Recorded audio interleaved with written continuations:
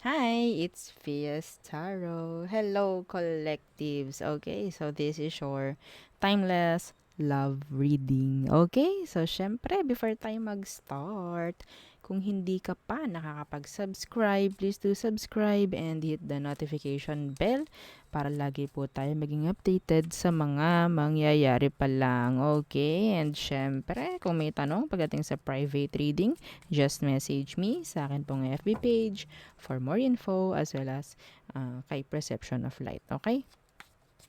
Excuse me. And syempre, kung may tanong pagdating sa ating all-in-one Evil Eye bracelet, okay, and our Evil Eye ring and our Evil Eye necklace. So, this is all for protection, okay? Protection in general. In general, hindi, pangkalahatan, okay? Protection. So, yeah, kung may mga tanong, kung gusto mong kumuha, gusto mong umorder, just message me sa akin pong FB page. Okay? Ano po yun? Oo, Fiestaro. Ha? Pareho lang po ng ating channel, ang pangalan, kung ang inyong hahanapin. Okay? So, let's start. Collectives. Okay. So, ano bang meron sa person mo? Ano yung message na hindi niya nasabi? Titingnan natin. Kasi, pag kumuha ko dito, yan, tingnan natin kung ano ba ang papasok sa isip nyo. Ay, oo, sinabi niya yun. Mga ganyan. Oo. So, sige, tingnan natin. This is message. Oo, mga messages to. Tingnan natin. Ano ba ang meron pagdating dyan sa person mo? Isa muna. I wonder if you are happy without me. Ay, okay. So, may chance na may separation dito. May chance na hindi kanya nakikita. May chance na hindi kayo nagkakausap nito ngayon. Okay? So, yan.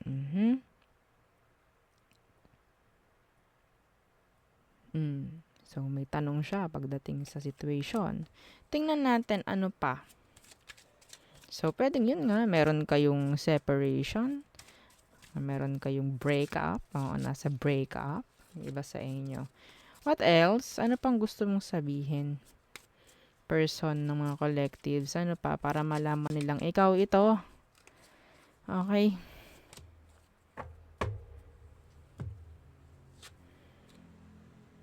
Oh. I hope that you can forgive me one day.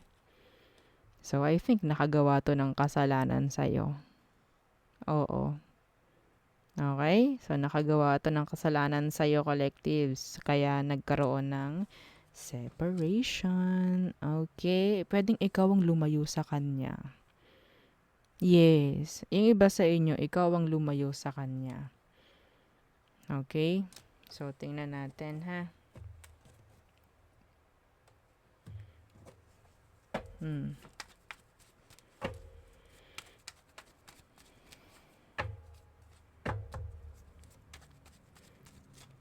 Bakit ba nagkaroon ng ganyan? Ano bang situation ngayon? Aside sa may separation. Okay? Ano pa ang meron sa sitwasyon ninyong dalawa, collectives? The Ten of Coins universe. Some of you, meron kayong family or sariling mga anak nitong taong to or nagkaroon kayo ng long-term relationship. And yeah, humantong sa hiwalayan. The Ten of Coins universe. So, situation, pwedeng yun nga is takot rin. Okay, sabihin nating commitment phobe, no? Mga ganyan. Takot sa mga commitments, mga ganyan. Iba sa inyo, pwedeng ikakasal pa lang dito sa taong ito and umalis, lumayas, parang ganyan, natakot. Okay, so yan, I hope that you can forgive me one day daw. So, what's with the Ten of Coins? Universe, yeah, the strength. Naduwag to. Naduwag to sa mga responsibilidad. Okay, mga pababae, mga palalaki. Umatras to. Dinaga. Yes, so the Four of Wands universe. Lakas ng dito ng separation. So, yung inyong connection parang inanay or sabihin natin hindi ganun ka-stable enough, no? Para maging, sabihin natin, magkaroon ng permanent. Okay? Na pagsasamahan. Ano, kunin natin. Ano na, yung kanyang emosyon, no? Ano ba ang emosyon niya sa'yo ngayon? Current. Okay, current. Takot siya. And, eto, pahapyaw lang na message, may humabol. Itong taong daw na ito, okay, itong tao na to, ginamit ka lang pera. Ginamit ka niya pera. Okay? Nakakuha ko dito ng energy na pwedeng itong taong ito may sakit ngayon. May sakit siya ngayon. Mga specific po yun ha, hindi yun para sa lahat. Okay? May sakit siya. Pwedeng walang pera, walang trabaho. Okay? Yeah. So, ano emosyon niya? Feelings. Pagdating sa'yo. Ngayon mismo. The Nine of Swords. Yeah, may takot. May mga isipin. A lot. Ito dito pa lang Dito pa lang. Masaya kaya siya?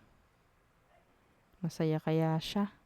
Yan, okay? Nang wala kami, hindi ako kasama, mga ganyan. Masaya ba siya ngayon sa separation na meron kami?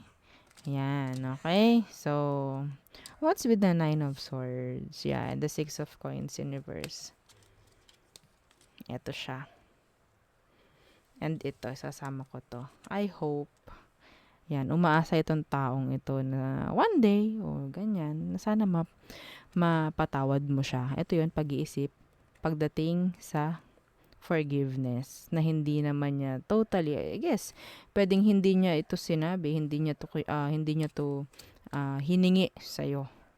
Okay? So, yun nga, umaasa itong taong to na sana nga magkaroon ng pagkakataon or mapatawad mo itong taong to.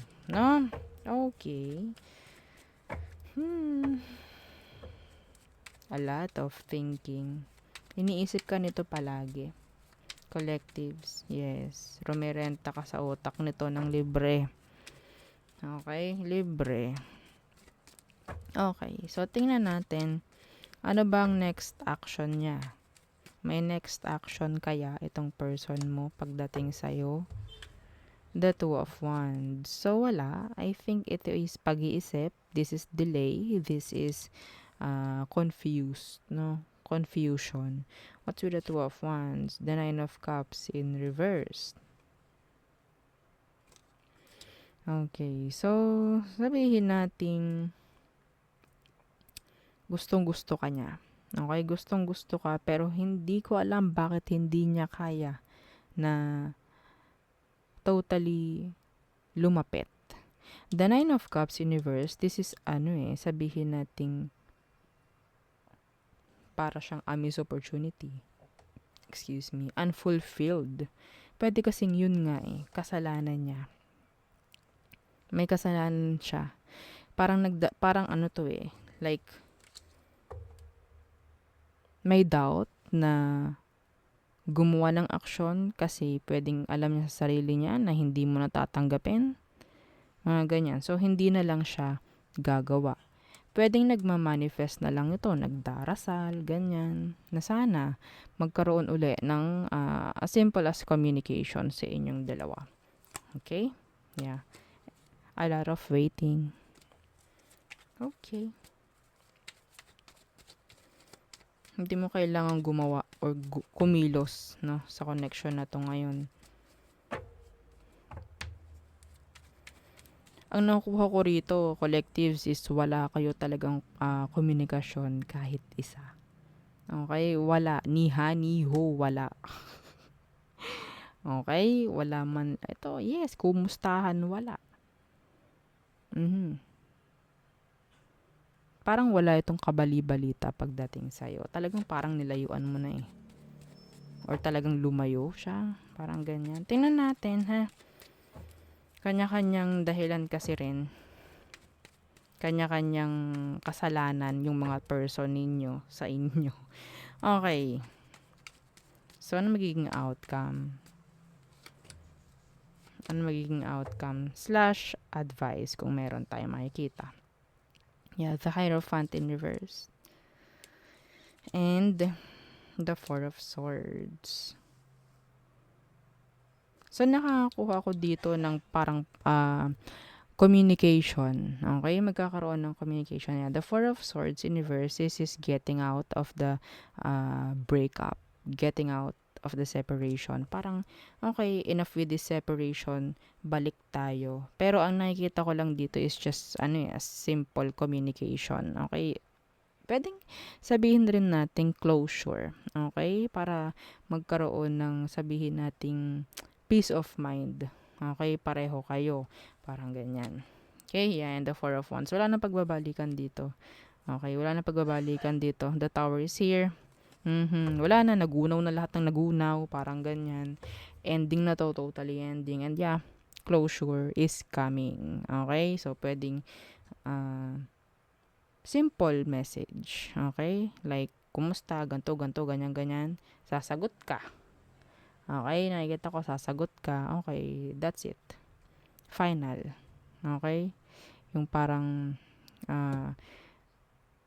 the final nail o ilalagay na sa coffin, no, ipupukpok na. Parang ganyan. Okay? So, yun ang nakikita ko dito. So, siguro, magkakabigayan ng, forgiveness. Yan. Okay? So, nawa. No? Nawa.